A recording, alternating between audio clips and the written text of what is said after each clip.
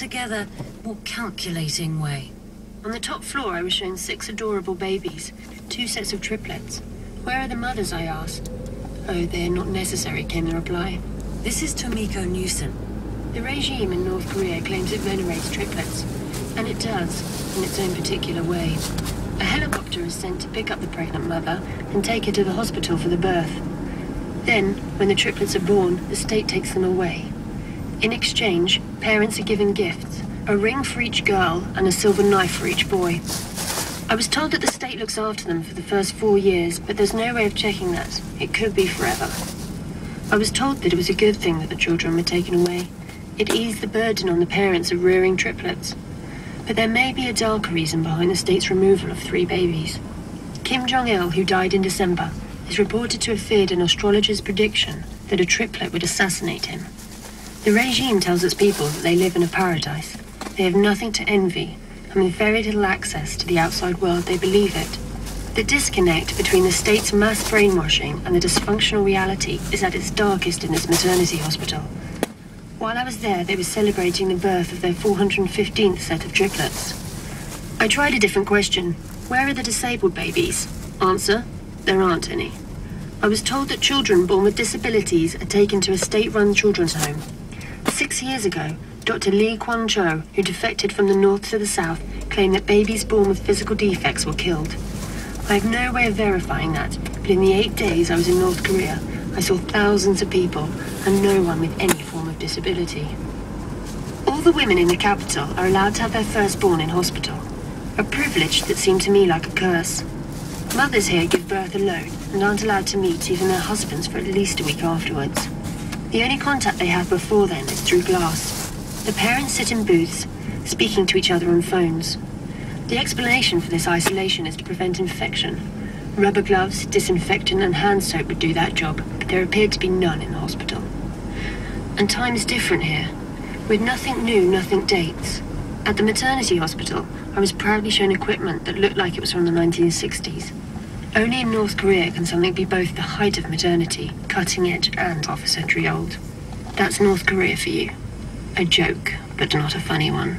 Tomiko Newson, who has recently returned from Pyongyang. You're listening to From Our Own Correspondents with Pascal Harter. Our correspondents have been reporting on the strength of family bonds, but there are other ways of feeling you belong. College football is important because sporting loyalties are some of the strongest ties that bind. And loyalty is important because it generates money. This is Rajesh Merchandani in Los Angeles. A noble white stallion gallops into the arena.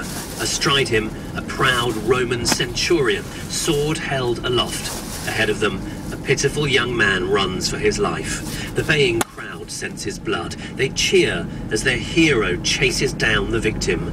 Trumpeters in red and gold scream a battle cry. For 100 meters, the hooves thunder. Spectators bellow. The peasant runs.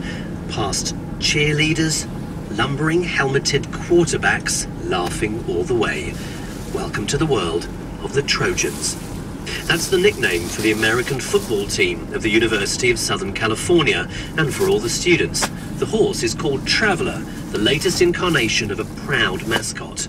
This game marked the 50th anniversary of his first appearance, and leading the festivities was the Trojan Marching Band, the biggest in America, complete with twirling batons, military braiding, and a hefty brass section. Throughout the game, they provided a soundtrack designed to intimidate opponents, so when the trumpets commanded, Trojans responded with a whoop whoop of unnerving synchronicity.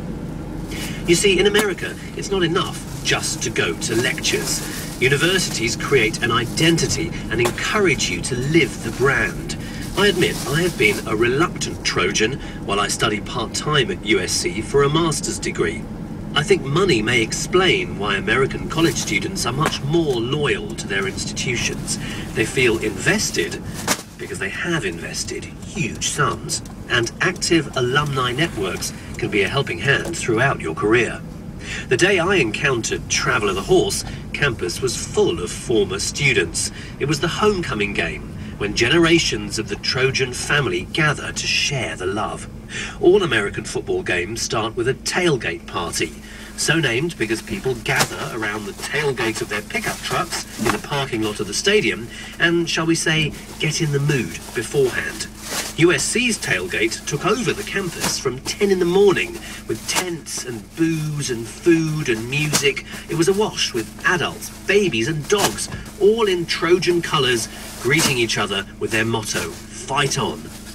It's all part of the spectacle of American college football, an industry so valuable that coaches often earn much more than college presidents. And that white horse traveller trotting out for 50 years?